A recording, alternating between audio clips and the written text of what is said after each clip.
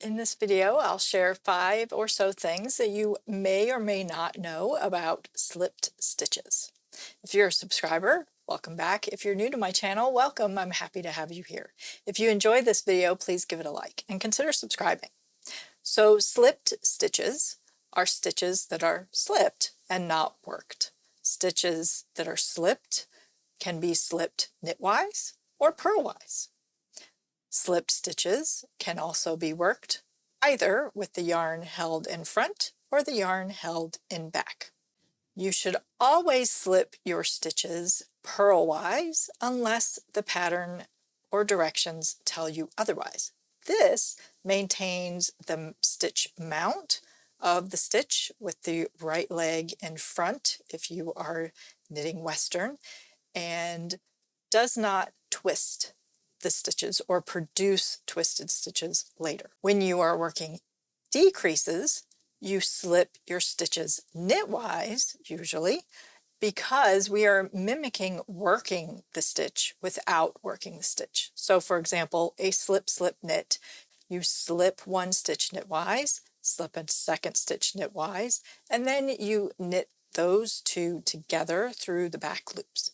This reverses the stitch mount of both stitches individually, and then that allows you to knit them together through the back loops to produce an untwisted left-leaning single decrease.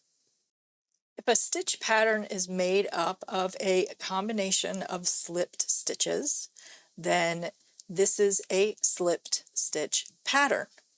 Mosaic knitting is a subset, a specific subset of slipped stitch patterns.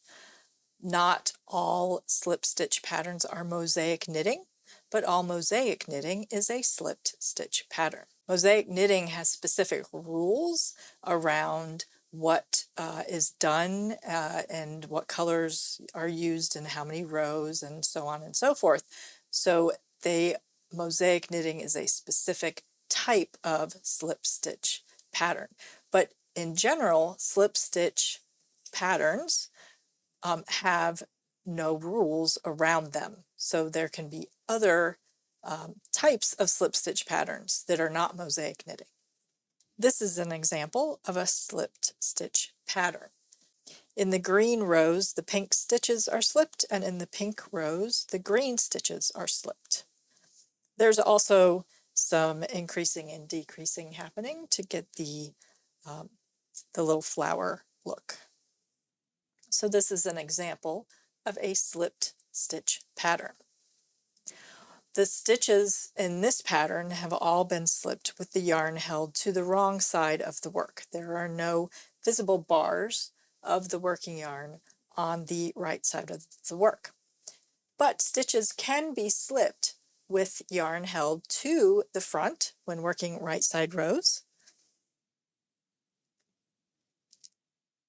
This produces a visible bar on the right side of the fabric.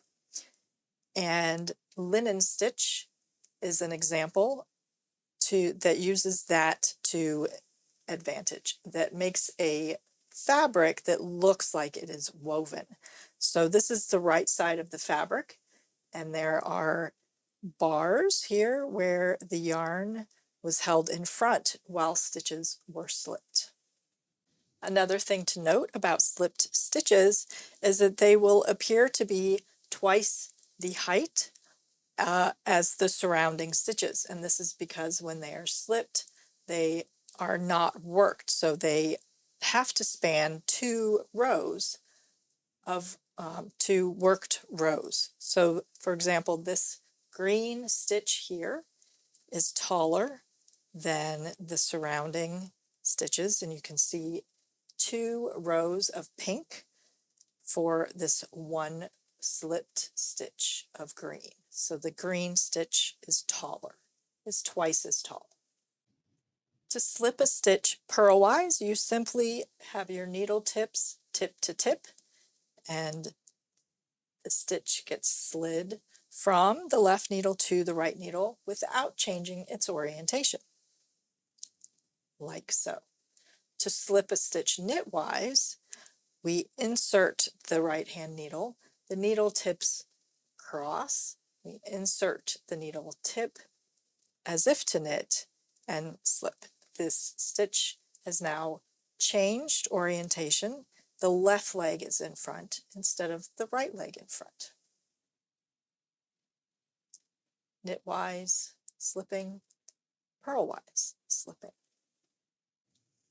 So those are just a few tidbits about slipped stitches that you may or may not have already known. Were any of these new to you?